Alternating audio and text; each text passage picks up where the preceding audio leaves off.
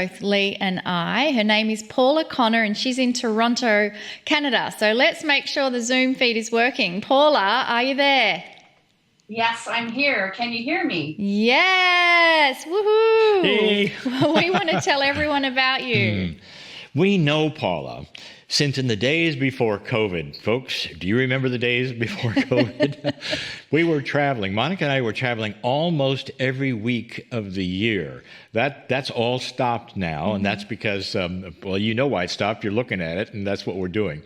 But Paula Connor was our host for the meeting, and one of the first ones we ever did online, but she's also our, I would say, real-life person meeting in Toronto, Canada. She was the host, and anytime we went to Toronto, she was there. I think our Canadian experience had some of the most people we've ever had on both coasts of Canada, so we are very fond of Canada, not just for that reason. We have so many friends there.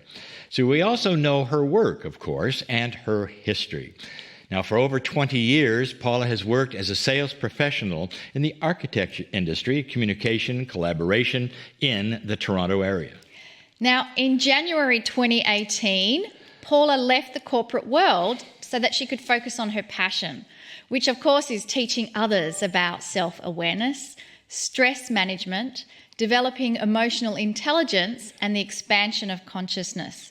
Paula brings a fresh, unique perspective because she truly understands multi-dimensional concepts. I mean, how could she not? She's been following Kryon and a host of Kryon for so many years. And Paula has a number of gifts, which is often referred to as claircognizance. And if you've never heard of that before, it's about a very clear knowingness of truth. And she also has clairsentience, which again, if you've never heard that term before, it refers to a very clear feeling of truth. Paula is dedicated to helping people grow and evolve and remembering their true divine nature. Do you hear that? What is our true divine nature? We know that we're here to help each other, to serve, to love, and to be guided by the wisdom and truth of our open hearts. Paula has founded Insight Out Consciousness Consulting and is also the clinical director for the Event-Related Stress Injury Brain Project. Now, that's a mouthful, so we abbreviate it as ERSI. And she is the author of the Mind Your Mind series. Paula, this is wonderful to have you on this show. Thank you so much for being here. Thank you so much for having me. It truly is an honor, and it's lovely to see you both again.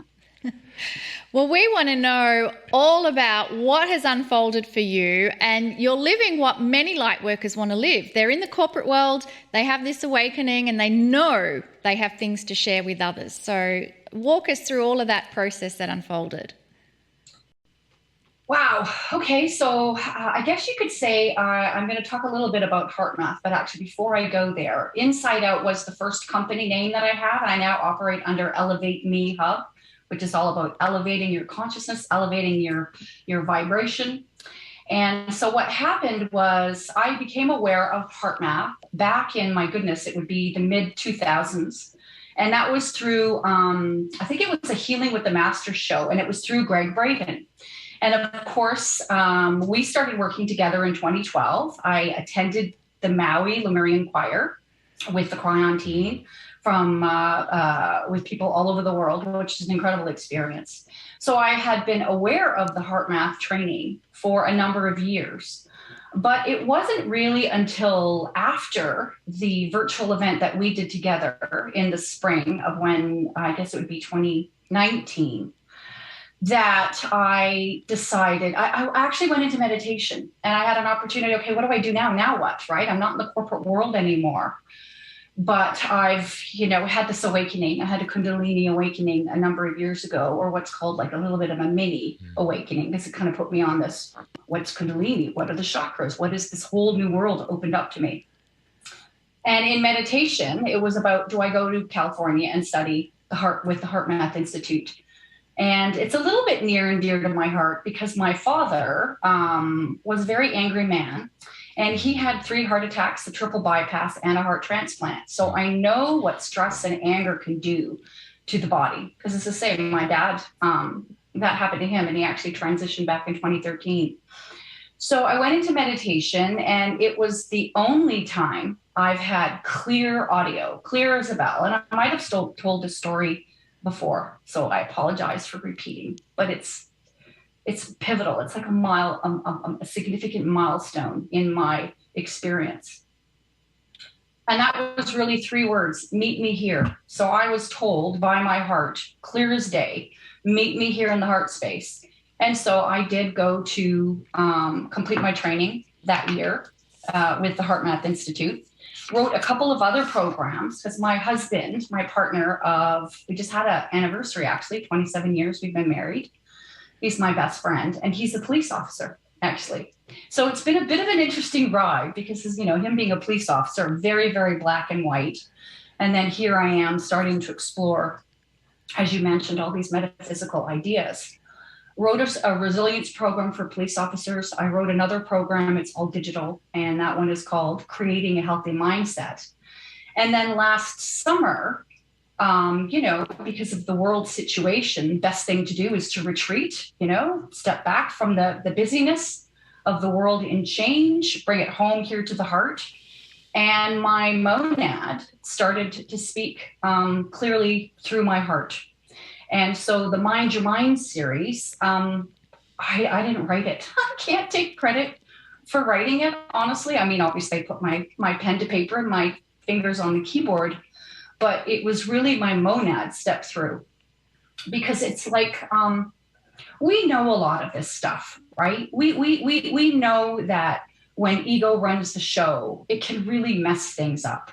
When the heart is not engaged, when the heart is not included, we can really mess things up. And so I was given the titles first of the series. And the first one I was given actually was part 5, which was, the greatest show on earth happens behind the eyes. That was the first title I was given. And then, or maybe, I don't know, it's a bit of a blur now. It happened so amazingly. But basically, I was given the titles first. And then I would practice my heart coherence. And I would say, okay, God, what do you want me to say today? And then the words would just flow. They would just come out of my heart. And I would read it after, and I'd be like, oh my gosh, that's amazing. That wasn't me. So that's like really, in a nutshell, how it all happened. And why it's here is because we really are in the process of remembering, not only remembering who we are, but remembering this dance of life that we're in with each other. And it's almost like, we're stepping on each other's toes, and we've forgotten to sort of say, oops, sorry, my bad, And sometimes we need a bit of a map to remind us, to help us remember why we're here and the best way to move through this dance, I guess you could say. And so the series, it's called Mind Your Mind series, and it's 6 parts. They're only 25 minutes long, so they're in nice, digestible, consumable sound bites, if you will. And the first one is called The Echo, if I may share a little bit about what it's about. And the echo is all about, you are the only one inside. It's you, you're large and in charge. And every thought, every belief, every idea, every word you choose to think or to share or to express is all you. It's our choice. We get to choose all of it. We dictate the meaning of everything in our life. And so the echo is all about that all is mind. And it introduces the idea of consciousness, that all is conscious energy based on love. And that would be the definition that I would say God is, as it's the infrastructure of all that is.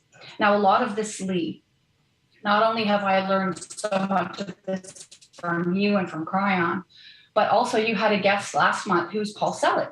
And I've been following their work. I've been a student of the guides for a number, I guess back 2014, I think it's been that long. And I've learned so much from both of you, from non-physical, my teachers are non-physical beings. And of course, my monad, my heart, is the biggest teacher now. So that was part 1. Part 1 is about the echo, and it's all in your head. Everything is in your head is what you put there. And then part 2 is called Panic is Never a Good Strategy. Because when we panic or when we're in fear, we literally cannot think for ourselves. We can't critically think. We can't make sound decisions. And we just forget basic stuff if we're not present, and we're in fear. So that's all about fear and judgment and how that can be a very, very poor sounding board, or a very poor guide, for lack of a better word. And then part 3 is called Who's Driving the Bus? And that's really who's driving your life. Is it the small mind, the small ego, or is it the higher self, or what I like to call the hearted self, or the Christed self? Because when we let the ego run the show and the heart is not included, then that's as to say when things can go horribly wrong, when the bus can go off the rails, or what have you. Part 4 was the blind spot. And the blind spot is about things that we can't see, toxic behavior in ourselves, perhaps in other people. And the universe, it was so amazing. The universe, it was a very interactive process. It took me probably about 6, 7 months, 8 months to write this. But when I got to the next topic, as in the blind spot, the universe would give me an example in my life, which would make a fundamental example to talk about when I was writing that particular topic. So the blind spot is what we really don't see, the toxic behavior. Sometimes we make choices that we don't even think about, which was the example. It was basically somebody was on the back of a very, very expensive boat, because our boat is across from the gas dock. So it's very entertaining watching all the boats come in and out. And on this particular day, the guests on the boat, they were gassing up, and they decided to light a cigarette on the back of the boat on the gas dock. I know. So like the biggest blind spot ever, which is sometimes when we don't think, we make an action and we don't even think about it. But in this part, the biggest blind spot of all is the fact that humanity thinks that we're separate from each other and we're separate from our source. That's the biggest blind spot. And then part 5 is all about the greatest show on earth happens behind the eyes, because everything really that we experience happens on the inside, right? We have lots of stuff going on in the external world, exchanges with people, interactions with people, different relationships, different personalities and whatnot. But the way we think and feel about all of that happens on the inside. Mm-hmm. And if we want to create a new world, not only for ourselves to experience with our loved ones and our families, but for the rest of the world, we have to think it into being. We have to imagine it into being, which was the point of part 5. The greatest show on earth happens behind the eyes. And then the final part is, it's the longest journey you will ever take, is from the head to the heart, because you have to kind of go through all that ego stuff first. Am I going to be an individual? Am I still going to be my own person? Who am I? What's my identity? But when we finally surrender to the love of source, and from that wisdom that does indeed come through the heart's intelligence, that's really when magic and miracles can start to happen. And this is something that you've been talking about for years, being able to see the God inside other people. And that can be a challenge, of course, because we're witnessing the behavior. But what we've done is we've made the sinner the sin, or said another way, an action that someone took. We tend to blame the individual for that action, rather than that was just a choice they made at the moment. We don't have all the information. That might have been the best that they could do at the time. But we get so busy judging other people and what's in their yard. But when we finally do decide that we're going to surrender to source, to that higher wisdom, that higher intelligence, everything in your life changes. Everything changes. Your relationships change. The way you respond to things change. You don't react as much as you did before. I mean, we still have our moments, right? But when we have the tools to deal with them, we can move through them with ease and grace. So that's how it all kind of happened. And I've gone back a couple of times and re-listened to the whole thing. And it really does make my heart sing. Like even talking about it now, I feel a bit of swell of love and emotion coming from within my being. Because I'm really proud. Honestly, I'm really proud of the work. And if it can help people, remind them, okay, wait a minute, I'm large and in charge. I get to decide what this means. Does this feel good or feel bad? And then make a choice, make a pivot point. It operates kind of like a map for them to find their way to the heart. I'm gonna interrupt here just because. And I'm so excited as you're talking about your heart swelling and love blossoming. I feel the same. Yeah. As you've described all of those things. I think it applies to any person on the planet, whether they're in corporate, a police officer, or whether they're a light worker for many, many years. Everything you've just talked about is for anyone at any level. Well, in addition to that, I can only first relate to, you call them blind spots. That is so accurate. You know, when you have a blind spot, you don't know it's a blind spot. I mean, that's the point. You don't identify it necessarily by yourself and then decide to work on it. You may not even know it's there. And this relates, I think, to Kryon's statement that he said, a fool doesn't know they're a fool. Now, that's the gentle part of it. And there's so many blind spots that you have no idea they're there until they're revealed to you. So I'm sorry to interrupt with all, but I get excited. And I'm delighted. Go ahead. I would just like to know the things you've witnessed with people that have come on and done this program. Can you share some of that with us? Yeah, absolutely. Because I do have a number of testimonials that I've got a couple up on my website. And honestly, I'll be completely honest. The very first person, I did a psychic development training course with her in Texas. That's where I met her. And she gave me, so when she did the program, we had a little chat. And she shared with me, she actually said, you know, I noticed, and this was you, Lee, and Kryon said years ago, be very, very aware of the spiritual ego, aware of that. And so she shared with me, she said, I had a little bit of she had a little bit of spiritual ego when she looked at it. And so she thought, okay, this is interesting. So usually when you have an awareness of, you tend to sit up and pay attention, right? So she went through the course. And she had shared, as I say, she had a little bit of that at first. And then I had asked a question, I think in the blind spot or in one of the parts, about thought loops, the same thought that you're thinking over and over again. And she had shared that she had gotten very, very good at the meditation side, but wasn't really paying attention to her own thoughts day to day from a victim perspective.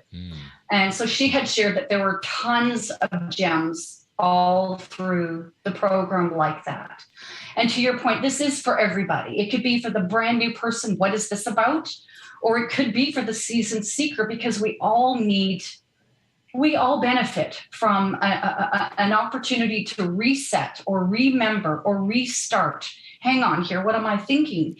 Because the world, there's plenty of evidence out there that it's awful.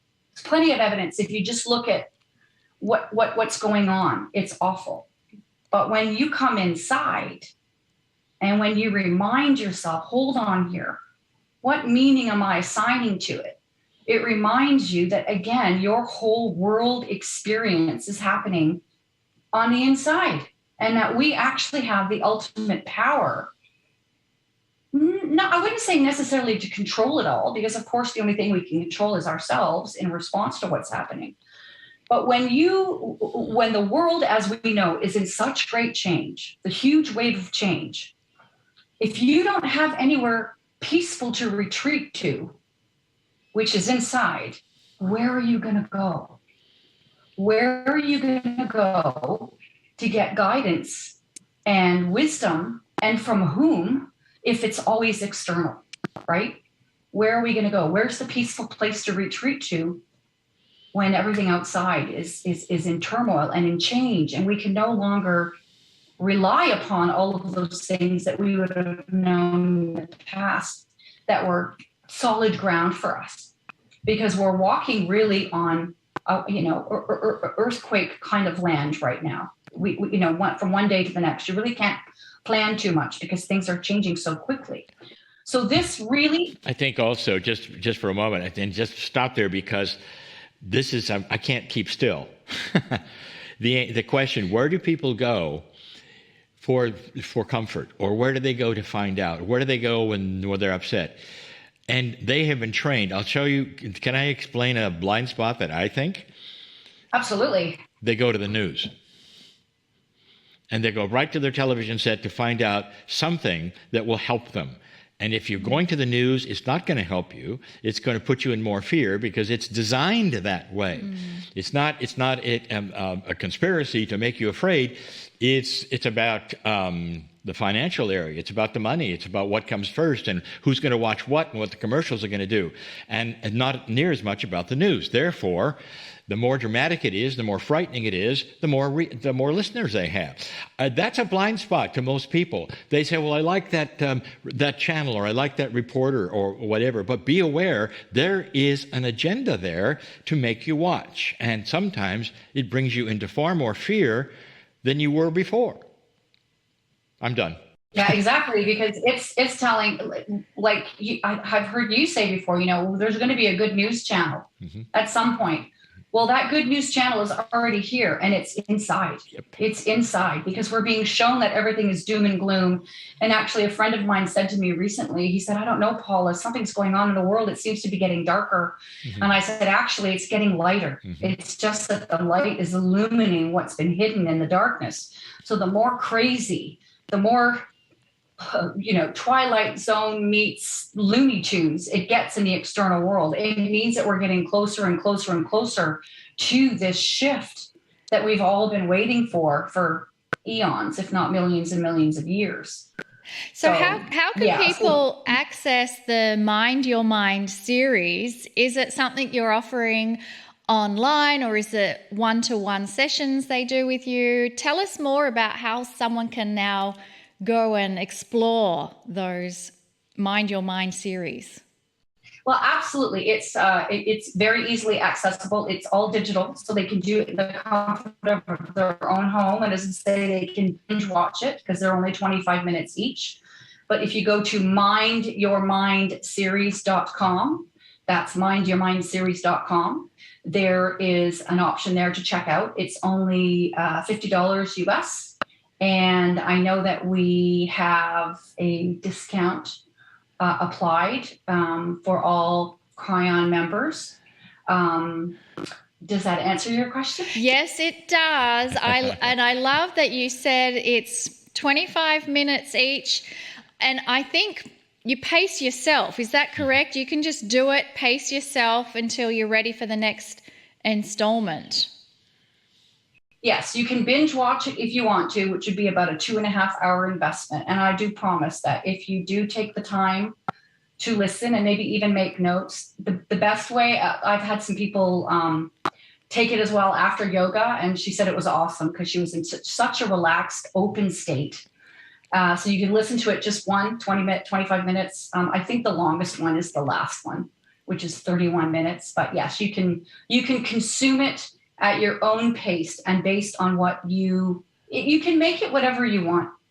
Some people might press play and walk away, then they'll only get whatever they can sort of hear peripherally. What's really interesting about this is it's done on a Zoom, so kind of like a presentation, and I used images which were also gifted to me. I didn't pick the images, so I was shown an image to portray what language or what teaching or what have you just came out from a language perspective. So there are some really, really good, phenomenal images in there. And as you know, an image, picture tells 1,000 words. And I wish you could kind of plug into how I feel, because then you'd get it all, right? If we could tap into the way that we really feel and the telepathy, then we'd have complete comprehension and understanding. But yeah, mindyourmindseries.com, they can access it from any time as long as they have an internet connection and consume it in ways that's appropriate, make notes if they want to. If not, it's totally cool. And I believe, I think they have access. They can visit it time and time and time again if they want to. But that was one of the feedback I got as well, was that this is really good for a reset or a restart. If you're in a bit of a funk, a mind funk, or it's just like, this is getting a little bit too much. It's really good refresher because it will lift your spirits. It will reanimate perhaps your imagination again, so that you can think in terms of what's possible. And I think that's a phenomenal tool. I've read before that, the imagination it's the Christ. It's that energy or the hero coming through to show you what is possible, what potential can be. Because as soon as you can dream it, think it, you can conceive it, it can become part of your experience. The imagination is something I feel very near and dear in my heart that we need to be teaching children right from, the time that they can sort of communicate to you, perhaps, 1.5, 2 years old, whatever they can start to think about in their imagination as well. And I think if all of us, there's millions of light workers, there's millions of truthers all over the world right now. And I honestly believe that if we could love the shadow aspects of ourselves or those blind spots as much as we love the light in ourselves, we're going to make the shift go way faster, because all that is just potential, right? It's all, you could do this or you could do that. You could choose to be kind or you could choose to be not kind. But if we all have those potentials, those shadow aspects, but if we could shine the light on our own shadow stuff and love it free, then I think that we'll shift much quicker. I honestly believe that. And, this stuff takes courage, right? Like it takes courage. When the biggest blind spot that I had when I was writing it is this is when I realized I was a control freak. Because we had just moved. This is back in 2018. We had just moved. And I had an 18-year-old, I think he was 18 at the time. And I'm trying to give him guidance and instruction on how to clean his room, like put his clothes away and hang up his stuff. And he's like literally sort of like very gently sort of asking me to get out of his room. Okay, Mom, you do you and I'll do me. And I took it upon myself that I needed to get my house in order so quick. Well, anyway, honestly, I went into the closet and I cried because I'm like, oh my God, I'm a control freak. I don't want to be like this. When you discover an aspect of yourself that you really didn't see and you didn't know about before, it can be a little bit mortifying. But here's what happened to me in that moment. So I'm crying in the closet. I shut myself in, close the door. And I get out and I'm all red-eyed. And I go into the mirror and I had this presence around me. It was this huge, I know it was my higher self, my monad had stepped forward. And I can't even think of the words to explain what I felt, but it was basically like, it's okay. It's okay that you saw that aspect of you. You're still lovely. It was like a big sister kind of giving me a big hug and not to worry. So this stuff takes courage. It takes courage to look at your stuff, or I could say the poop word sometimes. It takes courage to look at that stuff. But we all have aspects of ourselves that perhaps have been denied love, denied the light, and they need to come up and out of your body, out of your thinking, out of your mind, kind of like a shower, an energetic shower to clean those off. But it takes courage because you'd think that I'd be crazy busy right now. And I definitely have an opportunity that I could help more people. I do love working with people one-on-one. I teach the heart math coaching one-on-one, and I do groups as well. But so that's how the Mind Your Mind series came about. It acts like a bit of a map. It's a reset, a restart, a refresher. And once you surrender to your heart, and you're not giving anything up at all. You really are not giving anything up. In fact, you're gaining so much by making that choice. Amazing. How amazing. I actually feel I have gained so much just from our conversation, and I haven't even done the series yet. So that is going to blow my mind. A lot of truth here. I hope everyone joining me takes the time to check out Mind Your Mind series.com. It certainly sounds like a beautiful way to reset, refresh. Everything you shared with me, Paula, I am so grateful. I am so blessed, so honored that you were able to do that with us. We are actually out of time. Hard to believe. So we are going to take a 10-minute break, and then we'll see you back here for the Circle of 12 after you've checked out Mind Your Mind series. Thank you so much, Paula. Thank you. Thank you so much.